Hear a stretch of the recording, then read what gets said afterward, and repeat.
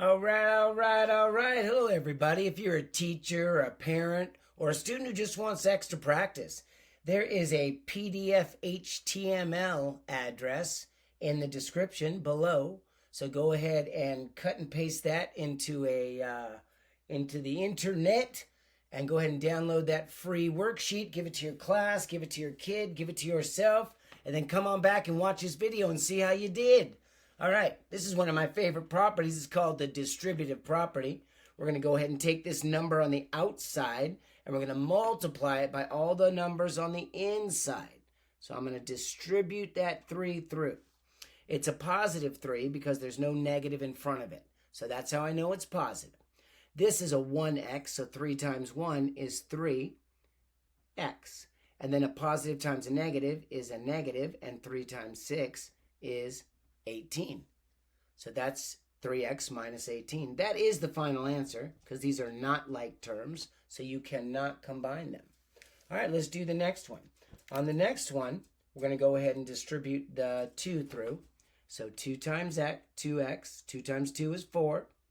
Don't forget that x. And then a positive times a positive is a positive, and 2 times 4 is 8. That's the final answer because you cannot combine these terms because they are not like. All right, this is a 15 times x, and that's a 1x, and a 15 times negative 2, positive times a negative, 15 times 2. Again, those are not like terms, so we cannot combine them. This is tricky right here. This is a little negative 1, all right? So I have negative 1 times 8, and negative 1 times negative 12. Negative times a positive is a negative. 8x, and negative times a negative is a positive 12. That is the final answer. Remember to always put your answers in proper form. See how the variable term comes first and the constant term goes last. That is always true. Always true. Negative 7 times 1x is negative 7x. Negative times a negative is a positive, like your little attitude. Let's go. 7 times 2 is a whole lot of 14.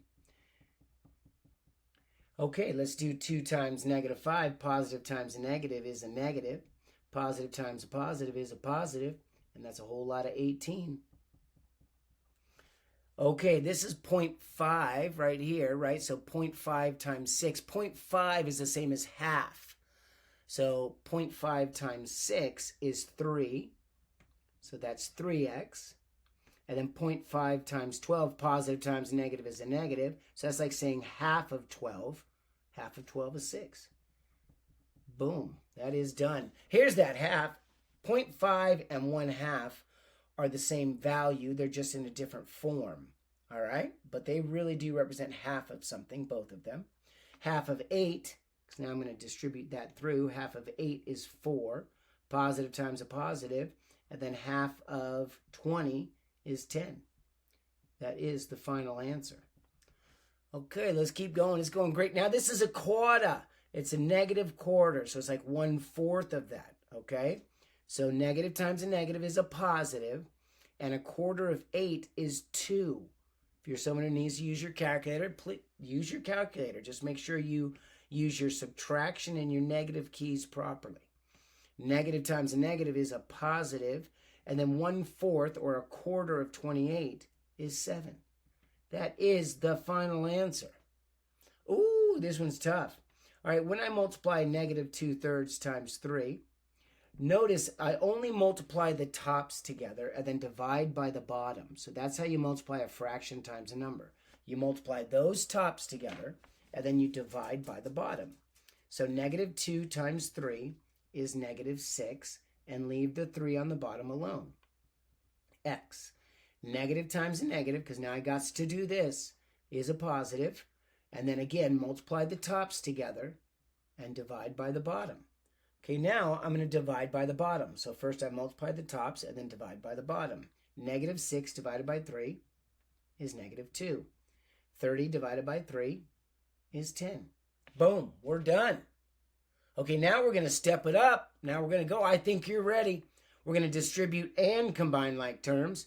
Order of operations says I have to do my multiplication before addition and subtraction. So that's what I'm going to do. I'm going to distribute the 5 through. 5 times 1x. Positive times a negative, 5 times 3. Now the parentheses ended, so the distribution ended. So now I'm just going to write the remaining two terms. Now I got terms that are like. Notice this x term is like that, -9. So 5 minus 9 is -4. The category is x. And now these are constant terms. So -15 plus 18. Notice how I always take the operation that's in front of a term with it. Very important. -15 plus 18. Do I have more positives or more negatives? That's right, more positives. How many more? There's 3 more of those. So it's +3 is left over. Remember, 1 negative and 1 positive cancel out. So that meant 15 of these negatives canceled out with 15 of those positives, and there was 3 positives left. All right, let's do it again. Okay, look at where my distribution is here. It's there in the middle or at the end of the expression. So I'm going to bring down the 10 because I'm not going to do anything with that yet. Minus x. Now this is -5. That operation in front of that number you're distributing goes with it. Negative times a positive is a negative. 5 times x. Negative times a negative is a positive. 15. Okay, let's look for like terms. Okay, here's a constant. Right there. And here's a constant right there. But look in the middle. In the middle, there's these x terms. These variable terms with x. That's the category. X is the category. Okay, so now I'm going to do 10 plus 15. That's 25. -1 and -5. So I have 1 negative and 5 negatives. I have a total of 6 negatives. That is not the proper form. We have to make sure and put the variable term first, and this minus goes with it. Very important. What's in front of a term travels with it. So that -6 becomes a -6. Notice on the 25, there is nothing in front of it, right? That means it's positive. If there was a negative in front of it, it would be minus. But because there's nothing in front of it, it's automatically a positive. All right, let's do it again. Okay, so let's start with that multiplication, order of operations. So I'm going to go ahead and distribute that through. Positive times a positive is a positive. Positive times a positive is a positive. There we go. And then I'm just going to write the rest. And I'm going to categorize them. I love highlighters. I'm a highlighting fool. They work. It helps me a lot. And so look at all these little x terms right there, like. So I want to make them all the same color. Notice I bring that subtraction with it. Now I have these constants. Boom, da boom, da boom. All right, let's add them all up. 21 minus 1 is 20. 20 minus 13 is 7. So that's 7 x's. 35 minus 24 is 11. Oh, 11 plus 11 is 22. That was my grandma's favorite bingo number. Nana, 22. That's what they used to say. All right, there it is. That's for you, Nana. Okay, here's distribution right here. Oh, we have another distribution. I'm going to do that in a different color so you can see it. We have a double distribution problem. And notice what's in front of it is a negative. All right, we'll get there. -3 times 6, bada bing, is -18x. -3 times -5. Negative times negative is a positive. Now this is tricky. That negative is like there's an imaginary 1 there, right? You got to have that imaginary 1. So when you distribute a minus or a negative, it's like a -1. So -1 times -1 is +1. You can show the 1, but you don't have to, right? Like up here, it's -1, but I didn't put the 1 in front. But it's okay if you do. -1 times +15 is -15. And then we got this plus 18x term.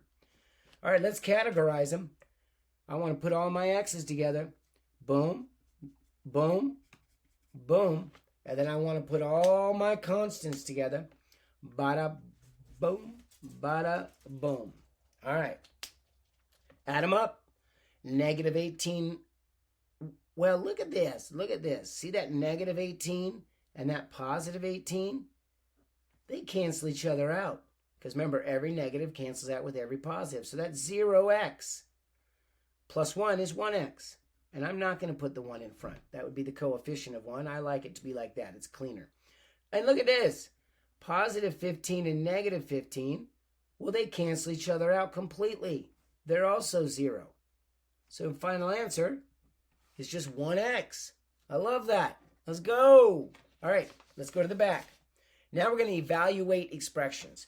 Notice the difference between the words simplify.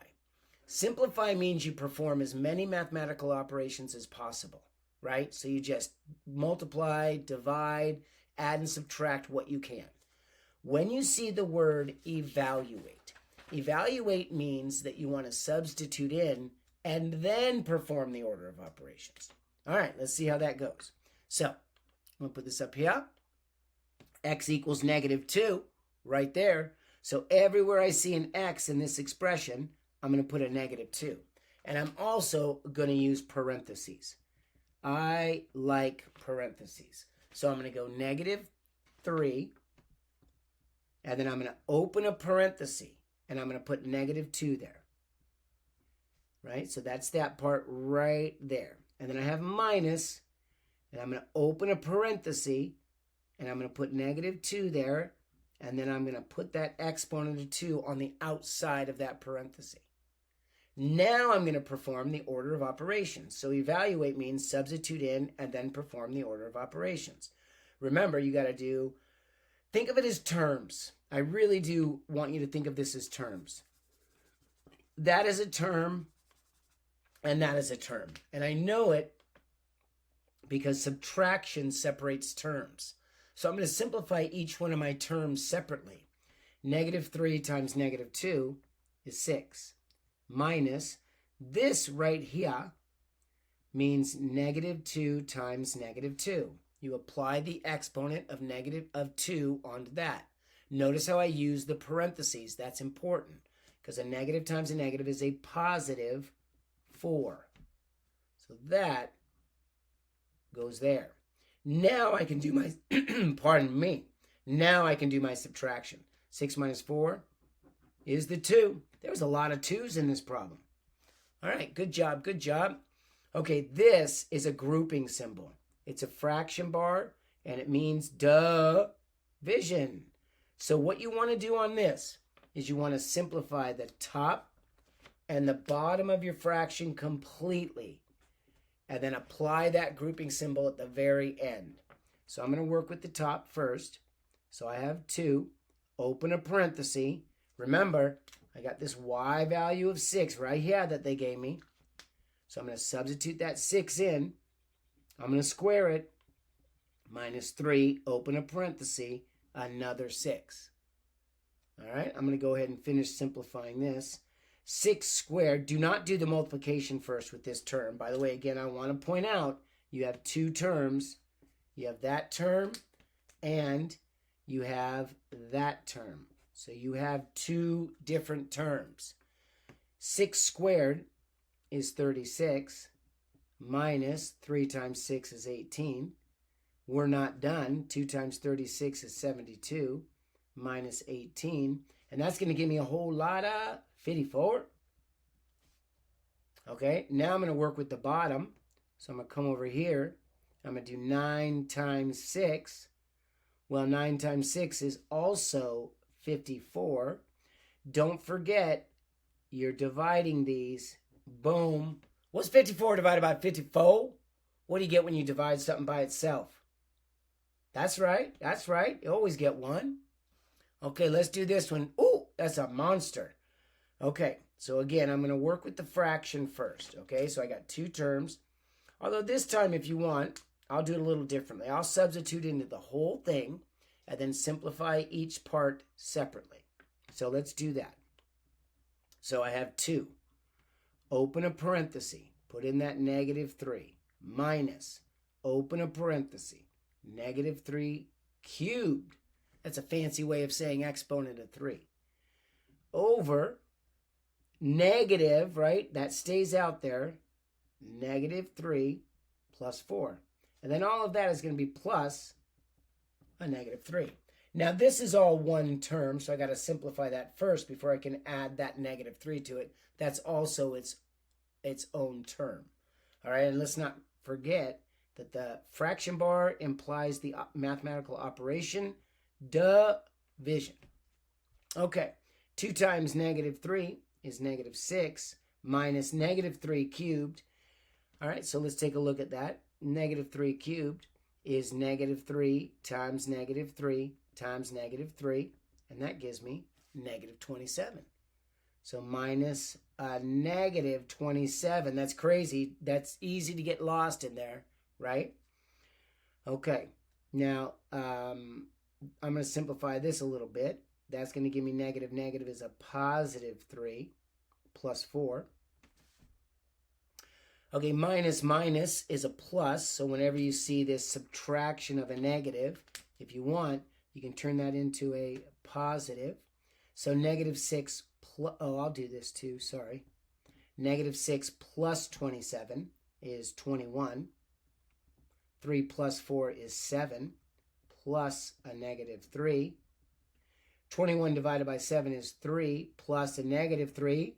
What do you get when you add opposites? Say it.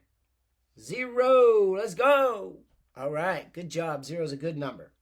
Oh my, look at this beautiful thing. All right, let's substitute in.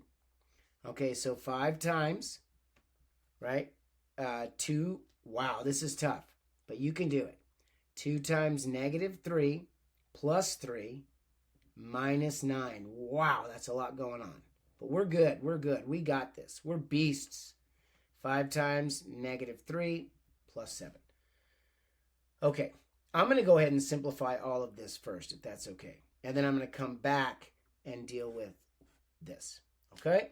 So 2 times negative 3 is negative 6 plus 3 minus 9 over negative 15 plus 7. Okay, negative 6 plus 3, because now I got to do what's in the parentheses. Simplify what's in the parentheses if you can. All over negative 15 plus 7 is negative 8. That's negative 15 minus 9 over negative 8. Let's keep going. Negative 15 minus 9 is negative 24. Divided by negative 8 is 3. Wow, that whole thing, oh my goodness. That whole thing simplified down to 3. Now remember, I got the minus m plus 12. All right, so that minus, remember your m is negative 3, so I have minus a negative 3. That's something we make a lot of mistakes on there, so let's not drop that minus and negative. Positive and negative, negative makes a positive, write that. So that's like 3 plus 3 plus 12. That's 6 plus 12. That's 18. Yes, 18. 18 for question 18. All right, good job, everybody. Well done. Stay strong. Keep up the good work. We'll see you soon. All right, don't forget to subscribe and like. Be good.